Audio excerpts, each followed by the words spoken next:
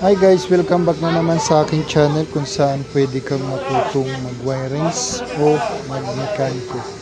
Guys, ang isi-share ko naman sa inyo ay kung paano mag-convert ng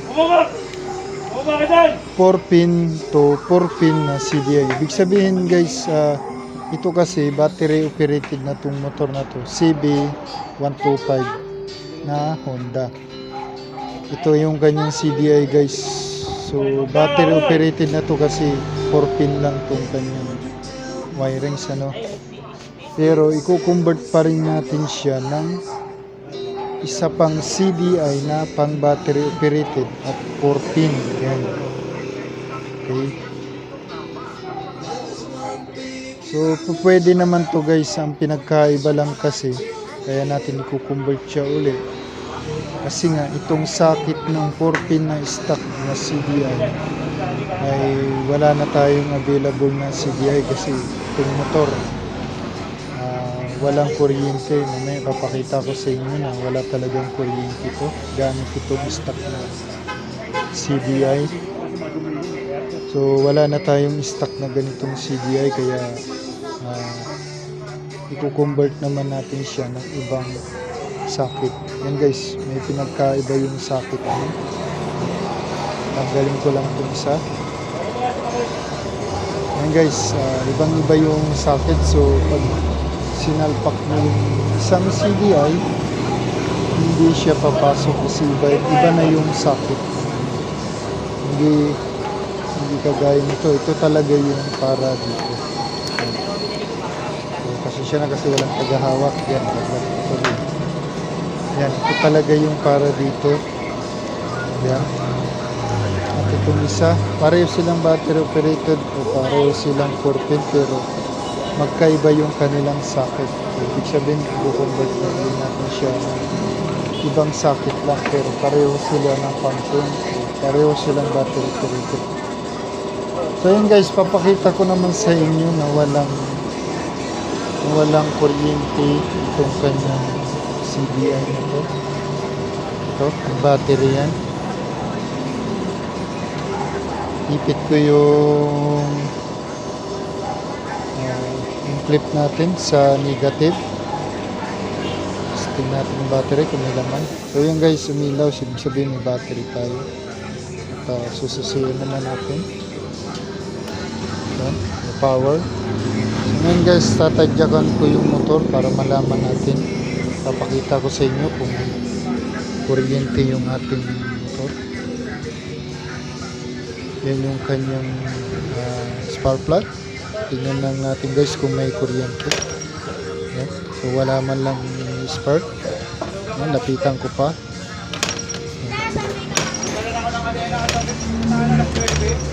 Ayun guys, wala talaga siyang kuryente. Kaya i-convert ko siya uli ng 4-pin na CDI pero iba lang yung socket gawa ng wala nang available na ganitong klaseng CDI.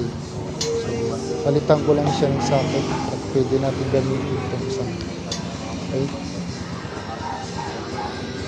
So yun guys, itatap ko lang yung kanyang socket dito. Yan, babalat na lang tayo dito. Itatap ko lang to at mamaya ipapaliwanag ko sa inyo yung function ng battery operated. Gaya ng sabi ko guys, pareho lang ito na battery operated. At pinagkaiba lang yung kanyang socket. So para malaman natin kung okay yung ating wirings, i-test light natin itong mga kanyang napakalaga na test light natin to o alam natin yung kung gumagana yung kanyang wirings para hindi tayo pahiya sa ating ginagawa. Kailangan alam natin yung ating pinagagawa. So guys, papakita ko kung paano siya gagana. Unang-una guys, clip ko lang tong test light natin sa positive wire. Ito yun. Ito yung kanyang positive, yung marking na plus. Ito yun. Ipit ko lang dito sa kanyang nabalatan na positive wire. Yan, red wire. At itong test light natin guys, itusok naman natin ito sa ground ng ating CDI. So ito yung kanyang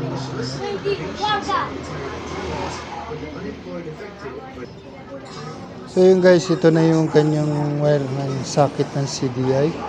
At dinalatan ko na ito para ipakita sa inyo yung kanyang color coding ng wirings. Ang una natin test light guys, itong kulay green na ito.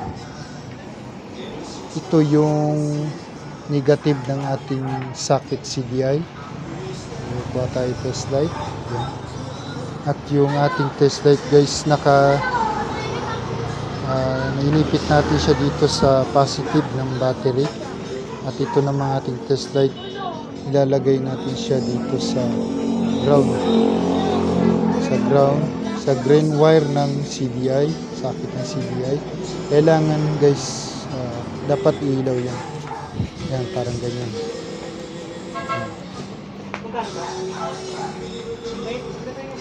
Yan, kailangan ilaw yung ating negative wire ng socket ng CDI. Next naman natin guys, itong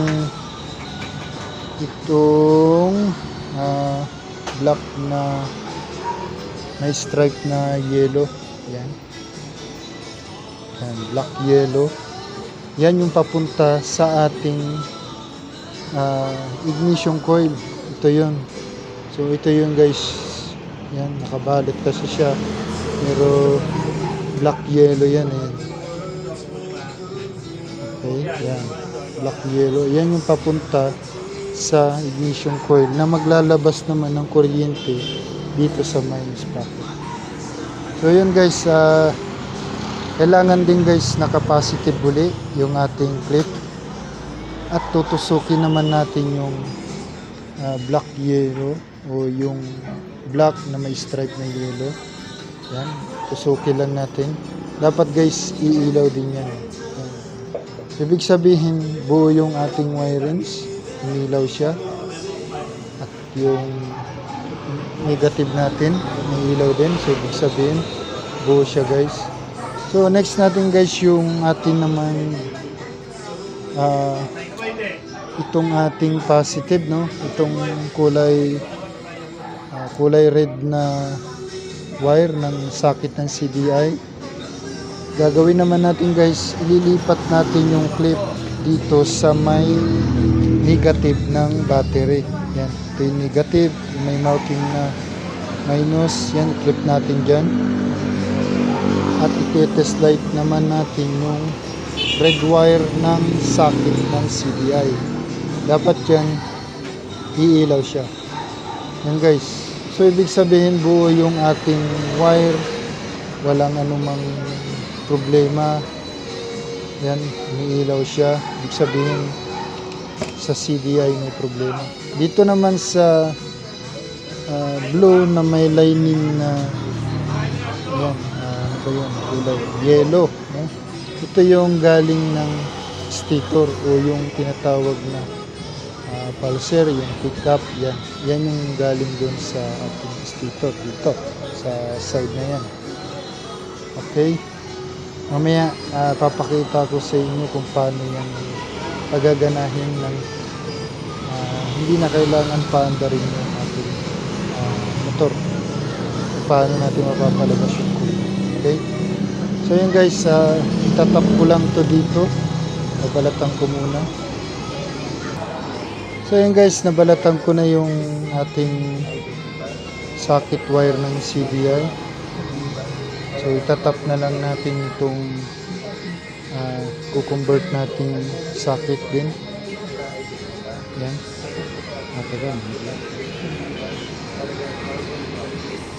So dito guys, sa color coding ng ating socket, ikikwento ko sa inyo kung paano yung mga function nito. Yan guys, dito sa socket natin, hindi siya pareho coding o color coding ng wire dun sa ating stock na socket na CDI. So iba-iba yung forma niya. Pero kung alam mo guys yung function ng ating CDI, iba man yung coding ng ating wirings o yung ating socket, hindi ka maliligaw o hindi ka magkakamali kung alam mo yung function ng ating CDI. So, i-share ko na rin sa inyo guys kung paano yung function o yung mga tamang wirings ng ating CDI. So, dito guys, dito natin ikakabit yung yan. Kung nakikita mo guys, unahin natin dito. Yan. Ito guys yung ating negative. Yan, dyan. Dyan yung ating negative o yung tinatawag na body ground, negative. Ayan. Next natin guys, dito naman sa bandang kanan. Yan. Ito naman yung ating positive na galing battery o galing accessories wire. Pero dahil walang kill switch tong motor na to, mahalaga na ikabit lang natin ito sa accessories wire ng ating motor. Para pag sinusiyan mo yung motor, magkakaroon ito ng power, at pag pinatay mo naman yung susi, binalik mo sa dati, mamamatay din tong motor kasi nga mawawala ng power tong positive ng ating CDI. At ito naman yung guys yung papuntang ignition coil natin, no? Yung papuntang spark plug. Next naman natin guys, ito naman yung galing ng stator, yung tinatawag na pickup coil, yung pulser natin.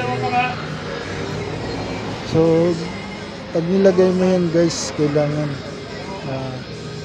iba-iba kasi base dito. Yan, iba na yung coding ng ating wirings, pero dapat alam mo yung pala guys, itong socket na to 5 pin ito, pero hindi na natin gagamitin itong gitna. Ito yung ating pulser, yan yung white, at ito naman yung gagamitin natin negative, yung kulay yellow na wire. Next natin, hindi na natin ito gagamitin yung red. Next natin guys, itong green wire ng socket natin ng CDI. Ito naman yung ating ilalagay sa positive, at ito naman yung papunta ng yung yellow wire. Ito naman yung papunta ng CDI.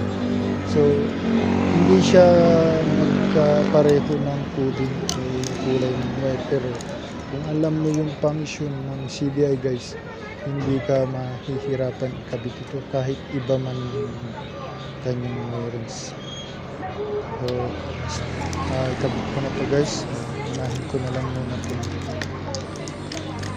Tanggalin ko lang muna. Yan. So gaya ng sinabi ko, itong yellow, ito yung yellow, ito yung kakabit natin sa negative. Tapos sa green wire ng socket ng CDI na stock na kakabit ko yun dyan. So yun guys, naikabit ko na yung ating negative wire. Yan. Ito yung ating negative ng CDI. Babalutan ko na lang to. Next natin guys, itong kanyang itong green wire. Ito yung positive ng ating socket ng CDI. So ikakabit naman natin ito dito sa red wire ng stock na socket. Okay, ikakabit natin yun dito. So yun, itap ko na siya, at babalutan na natin guys ito ng electrical tape para sa safety ng ating wirings, kasi ito ay positive at negative. Ibabalutan ko muna siya. So yun guys, nabalutan ko na yung negative at positive, at ito namang wire ng yan, black wire, black yellow, yan yung ating papunta ng ignition coil. Yun. So ito yung sabi ko, itong socket yung convert natin. Ito naman yung blue. Yan, pag bumili ka naman, siya naman yung blue na kinabit ko dito sa black, yellow. Ito yung ating nagbibigay ng kuryente dito sa mga spark plug. Okay, yan, pinap ko na. At next natin guys, itong white. Ito naman yung ating tatap sa dito sa blue, light blue, line ng yellow. So tatap natin itong white dyan. Ngayon yung pinaka-pulser ng ating CDI. Okay, so tatap ko lang ito dito guys. So ayan guys, na-tap ko na yung ating ito yung ito yung blue papunta ng ating ignition coil, no? Ito naman yung ating pulser. Gaya ng sabi ko guys dito sa kanyang pulser, hindi ko muna to binalutan kasi may ipapaliwanag ako tungkol dito. So ito yung ating pulser na galing stator. Ito yun. Dito sa ating kinonvert na socket, white siya. Dito naman yung yellow saka yellow blue yellow. Yan. So guys, testing na natin itong ating kinonvert na CDI kung gagana na. Pero gaya ng sabi ko guys, itong red na wire na to nasa gitna, hindi na natin to gagamitin. So pwede na natin tong tanggalin, ano, para hindi na tayo masyadong maguluhan. So tatanggalin ko muna to. So tanggalin na natin to. Yan, tinanggal ko na itong red na wire, tinanggal ko na. So next natin guys, may isa pa akong ipapaliwanag dito kasi itong ating 4-pin na CDI ay walang kill switch, no? Ang tanong ngayon guys, paano siya napapatay nang wala naman siyang kill switch? So dito tayo sa red wire, ipapaliwanag ko sa inyo guys kung paano napapatay nito. Itong red wire guys, wag nyo itong irerekta sa battery. So dapat ilagay nyo lang to sa accessories wire ng ating motor. Gamit tayo ng test light guys. Ilagay natin sa negative yung ating yan, yung clip. Ilagay natin sa minus. At i-test light naman natin yung positive wire o yung red wire ng ating socket CDI. So I'm sure guys na iilaw to pag nilagay natin yun. Okay? So ngayon guys, nakasusi yung ating motor. Papatay naman natin yung ating susi. Okay? At i-test light naman natin ito ulit. Yan, nasa negative tayo. At yung test light natin positive. So dapat iilaw to pag nakasusi. Pero dahil hindi tayo nakasusi guys, yan, hindi siya umilaw. So dyan yung napapatay yung ating CDI o yung ating motorcycle. Pagka binuksan mo ganun guys, magkakaroon ng kuryente yan. Pero pagka binalik mo yan, mawawala ng kuryente itong red wire na to kasi ito yung accessories wire na nanggaling dun sa ating sasian. Okay? Ganun lang kasimple guys mag-convert ng 4-pin o kahit pa 6-pin na CDI. Okay? O 5-pin CDI. Ganun lang kasimple guys mag-convert. So yun guys, naituro ko naman sa inyo na step by step yung ating kinonvert na ibang socket ng CDI pero pareho sila ng socket na pareho sila ng 4-pin at pareho sila battery operated. So babalatan natin itong CDI at i-share tuturo ko naman sa inyo guys kung paano natin mapapalabas yung kuryente ng CDI nang hindi na pinapaandar yung ating motor. Kahit hindi na paandar yung ating motor. So gamit lamang tayo ng sa pakulo na ito guys. station at wala tayong tagagawa. So guys, kung nagustuhan mo yung ating tutorial, huwag mong kalimutan mag-subscribe at pindutin mo na lang din yung notification bell, yung all, para updated ka sa bawat i-upload ko sa ating tutorial. Gagabayan kita ng maayos hanggang sa matuto ka o hanggang sa matutunan gawin ng motorsiklo na hindi na pinapagawa sa iba. So doon sa aking YouTube channel guys, mag-comment ka, pwede mo rin i-share, mag-like, mag-comment mo yung gusto mo ipagawa at gagawa natin ng tutorial sa susunod. So dito na tayo guys, balik tayo dito sa wire na to. Ito yung pickup natin guys, so yung pulser. Hindi ko muna siya dinalutan kasi may papakita ako sa inyo. Gamit tayo ng test light guys. Gamit tayo ng test light. At kailangan guys nakasusi yung ating makina. Okay. Kailangan guys nakasusi para malaman natin, para mapalabas natin yung kanyang kuryente. At itong clip natin guys, i-tap natin dito sa positive ng ating battery. Okay, yan, ganyan lang. At itong kanyang pulser guys, dot-dotin natin to ng test light. Yan, gaganyanin lang natin guys. Yan. And then, papakita ko sa inyo. Dito pa lang guys, mapapalabas na natin yung kanyang kuryente. Yan, lalapit natin yung ating camera dito sa may spark plug. Yan, walang kukurap. Okay, ready? Yan guys, kung nakikita nyo, lumalabas yung kanyang kuryente. Habang dinudot-dot ko naman ng test light dito sa kanyang socket CDI. Yan, ginaganyan ko lang. Yan guys, kung naririnig nyo, dinudot-dot ko yan, pumipikit siya. So, papakita ko ulit. Mahirapan ako ipakita lahat. So yan. Yan. Actual kong papakita sa inyo na dinudot-dot ko nga yung wire na yan. Yan guys. Yan guys, dinudot-dot ko pero lumalabas yung kanyang kuryente. Yan, laga ko lang to. Yan. Tatapat ko lang to dito. At tignan niyo yung kanyang kuryente.